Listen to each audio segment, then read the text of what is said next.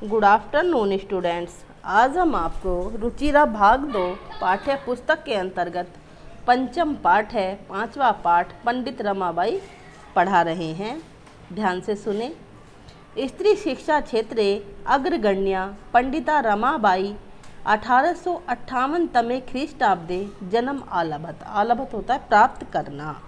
स्त्री शिक्षा के क्षेत्र में अग्रगण्य आगे गिनी जाने वाली महिलाओं में पंडित रमाबाई का जन्म 1858 ईस्वी में हुआ। तस्य पिता अनंत शास्त्री डोगरे, माता च लक्ष्मीबाई आस्ताम। उनके पिता का नाम अनंत शास्त्री डोगरे था और माता का नाम लक्ष्मीबाई था।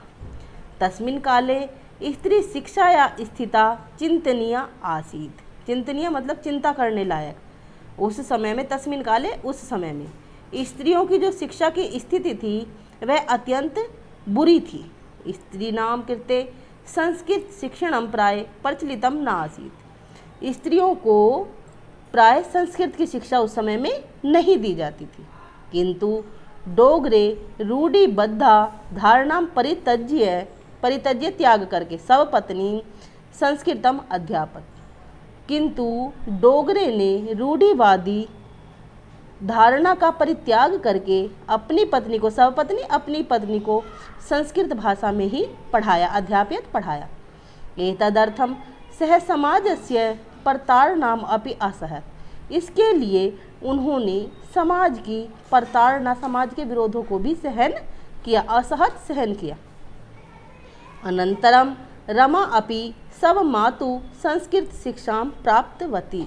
इसके बाद अनंतरतम, इसके बाद रमाबाई ने भी अपनी माता से संस्कृत की शिक्षा प्राप्त की। कालक्रमेण रमाया पिता विपन्नः संजाता। कालक्रम समय के साथ साथ रमा के जो पिता थे वह गरीब हो गए। तस्य पितरौ ज्येष्ठः भगिनी च दुर्भिक्ष पीड़िता दिवंगता। उनके पिता की बड़ी बहन, ज्येष्ठ भगिनी होती है बड़ी वाली बहन, उनके पिता की बड़ी जो बहन थी वह दुर्भिक्ष अकाल से पीड़ित होकर दिवंगता मृत्यु को प्राप्त हो गई या मर गई। तदंतरम रमा सब ज्येष्ठ भ्राता सह पदाभ्याम समग्रम भारतम अभ्रमत। उसके बाद रमा अपने बड़े भाई के साथ, ज्येष्ठ कहते हैं बड़े को और कनिष्ठ कहते हैं छोटे को, उसके बाद रमा अपने बड़े भाई के साथ पैदल ही पूरे भारत में घूमी। अभ्रमत भ्रमण किया है, घूमी। भ्रमण क्रमे सा कोलकाताम प्राप्त। घूमते घूमते वह कोलकाता पहुँची। संस्कृत वैदुष्येण सा तत्र पंडितः सरस्वती चेति उपाधिभ्याम विभाषिता। उपाधिभ्याम उपाधि प्रदान कर देना। वहाँ पर उनकी संस्कृत के प्रति विद्वता को देखकर, इंटेलिजेंसी को देखते हुए उन्हें सरस्वती की उपाधि से विभूषित किया गया। तत्रैव सः ब्रह्म समाजेन प्रभाविता वेदा अध्ययनम अकरोत्। वहाँ पर उन्होंने ब्रह्म समाज से प्रभावित होकर वेदों का अध्ययन किया। पश्चात सा स्त्रीणां कृते वेद आदीनां शास्त्राणां शिक्षाये आंदोलनम प्रारब्धवती। उसके बाद उन्होंने वेद आदि की शिक्षा के लिए, स्त्रियों के लिए, कि स्त्रियों को भी वेदों की शिक्षा दी जानी चाहिए, इन सब के लिए उन्होंने आंदोलन का प्रारंभ किया। 1880 तमे ख्रीष्टाब्दे सा विपिन बिहारी दासेन सह बांकीपुर न्यायालय विवाहम अकरोत्। 1880 ईस्वी में उन्होंने विपिन बिहारी दास के साथ बांकीपुर न्यायालय में विवाह या शादी कर ली। सार्ध एक वर्षात अनंतरम तस्य पति दिवंगत। सार्ध एक वर्ष होता है बच्चों 1.5 साल, आधा और 1 वर्ष के बाद, 1.5 साल के बाद उनके पति भी मृत्यु को प्राप्त हो गए, अर्थात रमाबाई जो थी वह विधवा हो गई। तदंतरम सा पुत्रया मनोरम्या सह जन्मभूमि महाराष्ट्रम प्रत्यागच्छत। उसके बाद वे अपनी एक बेटी, पुत्रया बेटी के साथ, उस बेटी का नाम है मनोरमा, अपनी जन्मभूमि महाराष्ट्र में लौट आई। प्रत्यागच्छत होता है लौट कर वापस आ जाना। नारी नाम सम्मानाय शिक्षाय च सा स्वकीयम जीवनम अर्पितवती। और उन्होंने अपना जो सारा जीवन था वह स्त्रियों की शिक्षा के लिए अर्पित कर दिया। हंटर शिक्षा आयोगस्य समक्ष नारी शिक्षा विषये सा स्वमतं प्रस्तुतवती। हंटर शिक्षा आयोग के सामने उन्होंने नारी शिक्षा के विषय में अपने मत को, अपने विचारों को प्रस्तुत किया। सा उच्च शिक्षार्थम इंग्लैंड देशम गतवती। सा स्त्रीलिंग के लिए यूज होगा और सह जो विसर्ग वाला होगा वो पुल्लिंग के लिए यूज होगा। सा उच्च शिक्षार्थम इंग्लैंड देशम गतवती। वह उच्च शिक्षा के लिए इंग्लैंड चली गई। तत्र ईसाई धर्मस्य स्त्री विषय के उत्तम विचारे प्रभाविता जाते, और वहाँ पर वे ईसाई धर्म के विचारों से, जो स्त्रियों के विषय में विचार थे ईसाइयों के, उससे बहुत अधिक प्रभावित हुई। इंग्लैंड देशात रमाबाई अमेरिका देशम अगच्छत। इंग्लैंड देश से रमाबाई अमेरिका देश में वापस आई।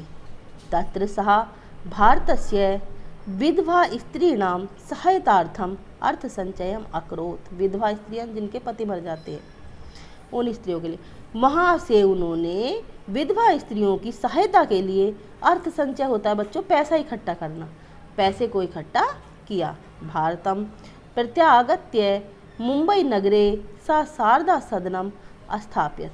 वहाँ उसके बाद वे भारत वापस आईं, और भारत आने के बाद उन्होंने मुंबई नगर में शारदा सदन की स्थापना की। अस्मिन् आश्रमे निस्सहाया स्त्रियां निवसन्ति स्म। इस आश्रम में जो निस्सहाय स्त्रियां होती थी, जिनकी कोई मदद करने वाला नहीं होता था, जिनकी कोई सहायता करने वाला नहीं होता था, वे सब रहती थी, निवसन्ति स्म रहती थी। तत्र स्त्रियां मुद्रण टंकन काष्ठकलादीनां च प्रशिक्षणम लभन्ते समय। वहाँ पर स्त्रियों को शिक्षा दी जाती थी। परम इदम सदनम पुणे नगरे स्थानांतरित जातम। परंतु यह जो सदन था यह पूना नगर में स्थापित हो गया। तत्र पुणे नगरस्य समीपे केडगांव स्थाने मुक्ति मिशन नाम संस्थान तया स्थापिता। फिर उन्होंने पूना नगर के पास केडगांव में मुक्ति मिशन नाम की एक संस्था की स्थापना की। अत्र अधुना अपि निराश्रिता स्त्रियां ससम्मानं जीवनं यापयन्ति स्म। यहाँ पर आज भी निराश्रित स्त्रियां सम्मान के साथ अपना जीवन व्यतीत करती हैं, बिताती हैं। यापयन्ति स्म होता है बिताना। 1922 तमे ख्रीष्टाब्दे रमाबाई महोदयाया निधनम अभवत्। 1922 में रमाबाई महोदया का निधन हो गया, रमाबाई की मृत्यु हो गई। सा देश विदेशानाम अनेकासु भाषासु निपुणा आसीत्। वे देश की और विदेश की अनेक भाषाओं में निपुण थी, मतलब उन्हें जानकारी थी अनेक भाषाओं की, देश की भी और विदेश की भी। समाज सेवायाम अतिरिक्तम लेखन क्षेत्रे अपि तस्य महत्वपूर्ण अवदानम अस्ति। समाज सेवा के अतिरिक्त लेखन के क्षेत्र में भी उनका महत्वपूर्ण योगदान रहा। स्त्री धर्म नीति हाई कास्ट हिंदू विमेन इति तस्या प्रसिद्ध रचना द्वयम वर्तते। उनकी दो रचनाएं प्रमुख हैं, एक है स्त्री धर्म नीति और दूसरा हाई कास्ट हिंदू विमेन।